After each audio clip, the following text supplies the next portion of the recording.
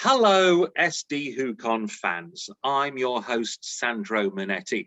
Our guest today, Dr. Sarah Milkovich, works on spacecraft operations at NASA's Jet Propulsion Laboratory on cool projects like the Mars rover. Welcome, Sarah. Thank you very much. Happy to be here. You know, now, as we're recording this, William Shatner very recently came back down to Earth after that incredible space mission, Captain Kirk reaching the final frontier. Sarah, what did you think about science fiction meeting science fact and what this means for the present and future of space? I was really so I grew up more with Next Generation and Deep Space Nine, but I am a Star Trek You're fan. like, call me when Picard goes into space. Then I know. I'm like, where's Patrick Stewart? Where's Avery Brooks? You know, the non-visitor. But the one thing that I really loved was that when he came back, he talked about the emotional impact of seeing the planet from that perspective. And that's something that I think it's a common thread that you hear from folks who've gone to space. And I am just super thrilled that like that feeling is spreading out beyond this core group of people. I'm a planetary geologist. I have had this perspective of the Earth as a tiny precious jewel floating in in outer space, and the more we look, the more unique we know our home is. And so I just get delighted whenever anybody sort of joins that team of we are Team Earth, and I'm hoping that, you know, just the fact that it's Captain Kirk just kind of makes it feel resonant in some way that I can't quite describe. Yeah, I mean, his words were great. And when you speak from the heart, that's the greatest scriptwriter. So now what us Doctor Who fans are wondering is who should be the first Doctor in space? You know, Star Trek's up there. So in your professional opinion, which of the surviving Doctors would make the best astronaut? I mean, when you say surviving, do you mean in the continuity, or do you mean? I mean, that are alive. Which that are their actors are alive? The actors who are alive. Yes. I was going to say otherwise it's a little easier to answer. I am going to show my roots here and cast a vote for Doctor number 8 because he, I think, at least in the audio, the Big Finish Adventures, he has an unflappable calmness under extremely outrageous conditions that I think a astronaut who's, you know, really going out into the unknown would need to have. I think some of the others are a little more high strung. Wow. Okay, so Paul McGann gets the professionals' vote and great inside knowledge on the Big Finish characterization. Very impressive. Now, of course, we all believe that, you know, the things we're passionate about in childhood lead to our future careers. What part did science fiction TV and movies play in your, as a child, play in your ultimate decision to go into this super space career? I think for me, the biggest drivers were actually science documentaries, like Nova and The Day the Universe Changed and Connections and some of these. So it was like I sort of grew up watching those hand in hand with reading science fiction and watching science fiction. So the what I loved I remember watching a documentary about Voyager, and Voyager had flown past one of the outer planets, and you had this glimpse of the team all together looking at the data coming in, and this real knowledge that there's a group of people that are working together, and that they're looking, these are sites that no human eyes have ever seen because it takes light over an hour to get here from there. And just thinking about what is the excitement of being in that room like, And then with the science fiction, the types of science fiction that I've always liked best are where it's the groups of people working together. So there's always a little bit of conflict, because when you get a group of people together, you know, we all have different opinions on everything. We're all going to argue a little bit, but at the end of the day, they're working together as a team towards something. And that's one of the things that's great about shows like Star Trek and Stargate. And you know, and you have that, you can have that in some of the Doctor Who also, where it's a little bit lower stakes, but it's more of like, we've come across this odd planet and let's get to know it kind of thing. Those are always the stories that I love. And so I think it was that combination of seeing the real people who are out there really doing that and being like, oh, I would love to be in the room with them. And that combined, so all of that combined with my love of geology, just looking at the rocks around us, and thinking of them as pages in a history book to translate the story of the place you're standing on. I think it all sort of combined into my chosen career.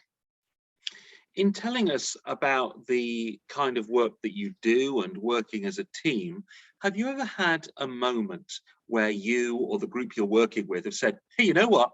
This is just like what happened in The Martian or Blake 7 or sort of Doctor Who. Has that ever actually sort of really, really happened when you thought, oh, well, this is science fiction becoming science fact?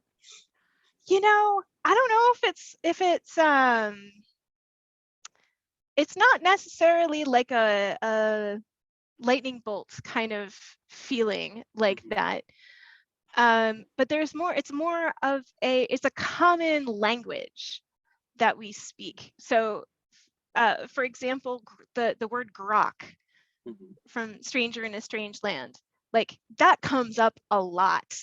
And we'll be like, oh, I just don't grok that, you know, and be like, oh, just some of the language that gets used. Yeah, I feel like, and then occasionally, like when we're being goofy, we'll be like, you know, yes, Captain, kind of thing, when we're finally agreeing on a plan. But does everyone salute you, Sarah? No, nobody salutes me. I stand behind the people who get saluted, and I'm like, okay, this is what you need. Okay, I'll go run it. I'll figure how to get that to happen.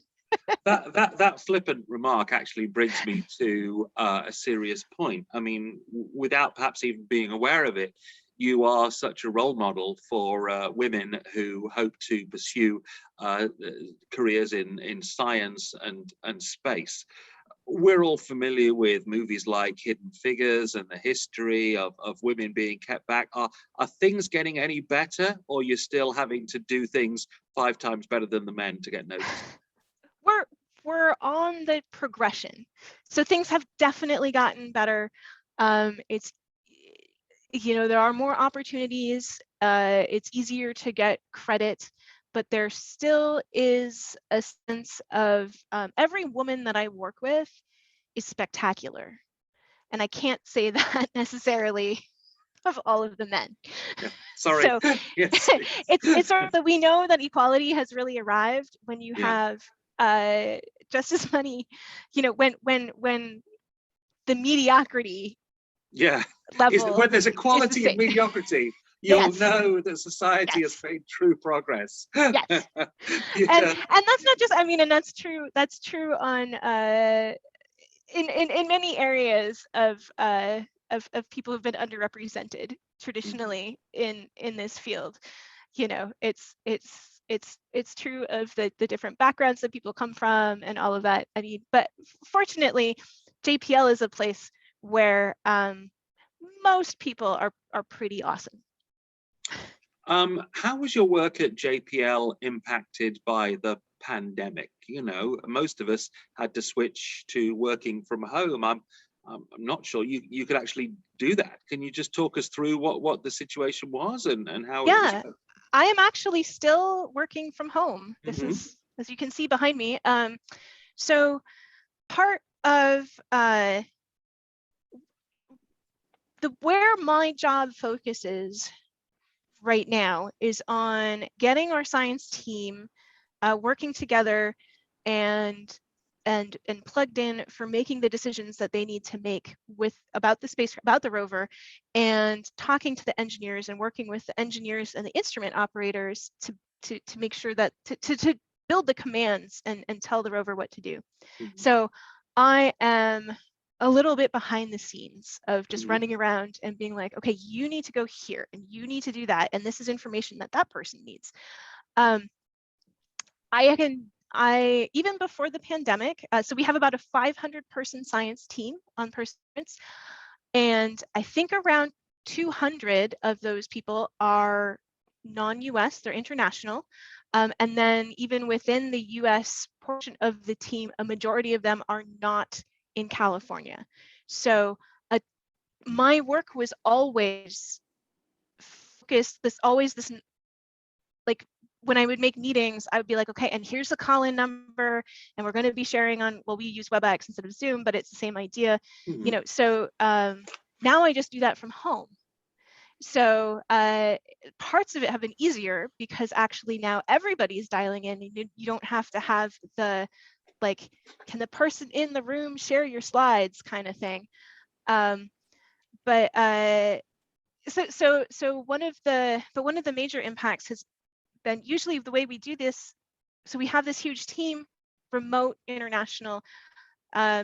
Usually what happens is that when we land, we all get together and we spend the first 90 days or so of the rover's lifetime working together in Pasadena.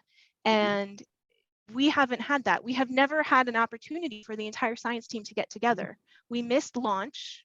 Like, we couldn't go to launch because launch happened during the pandemic, and they couldn't come here for landing because landing happened during the pandemic.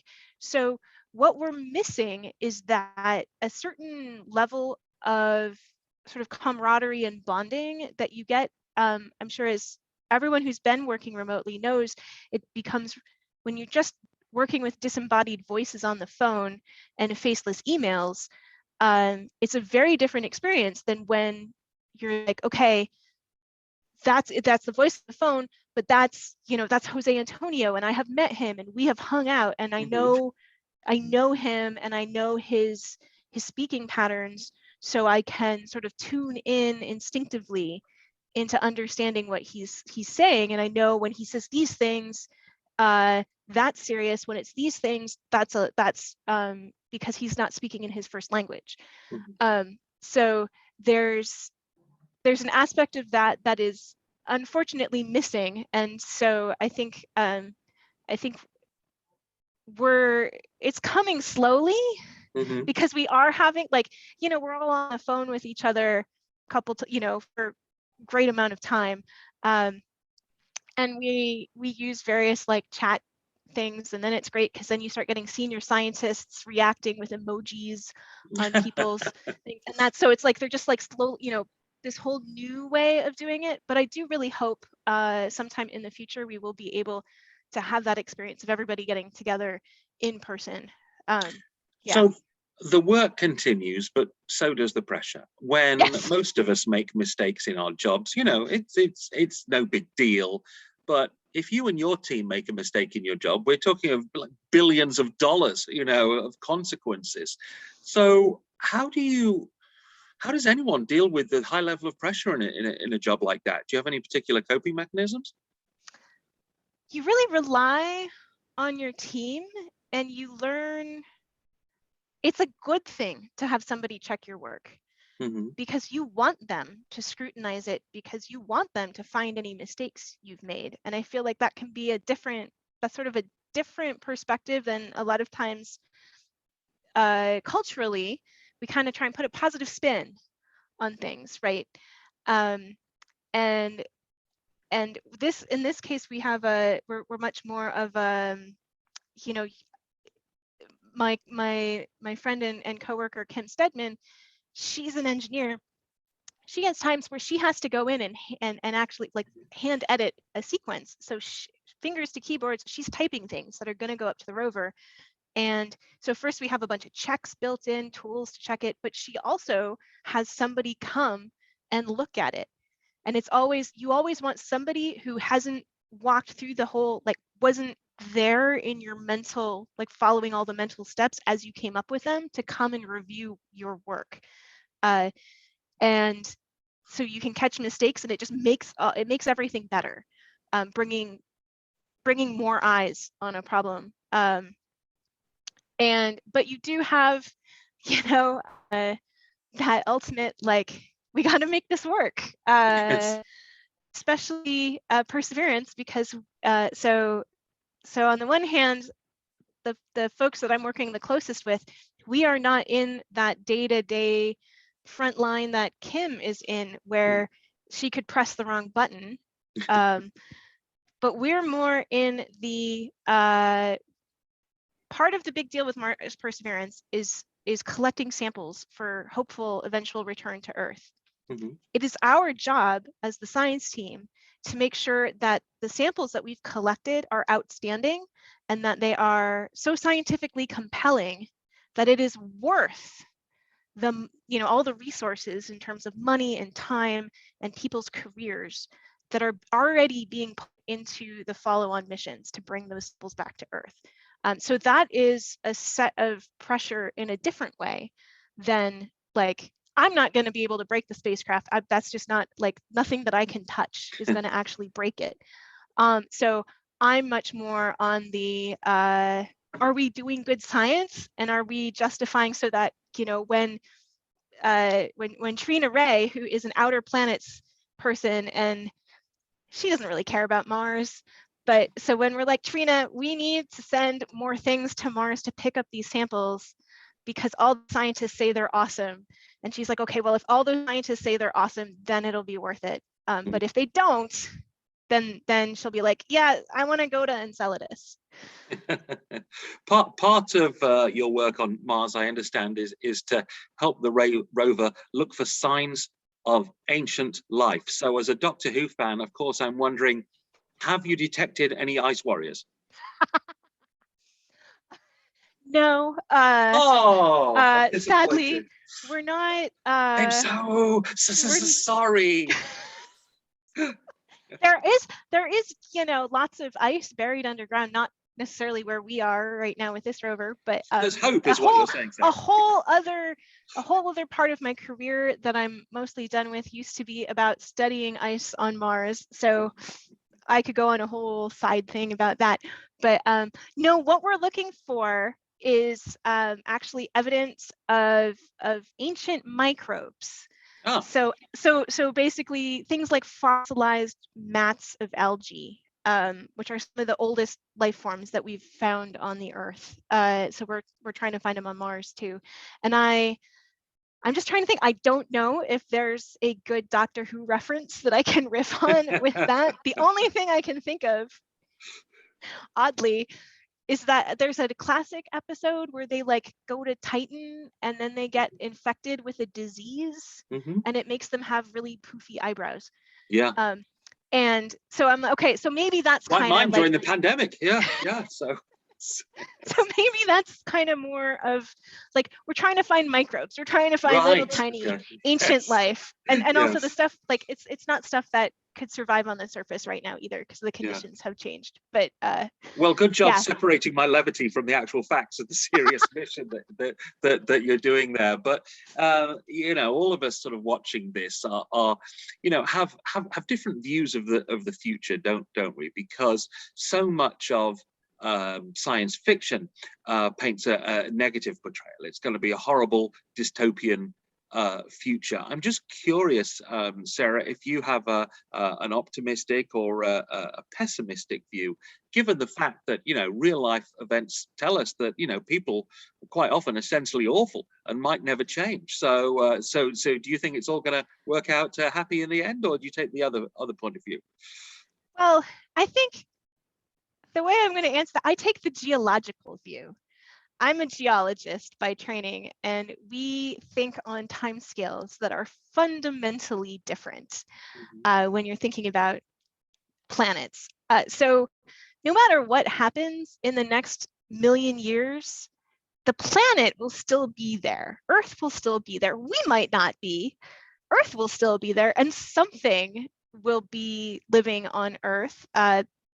Once you've got life started, it's really hard to wipe it out completely. It just might not be what we're expecting right now. I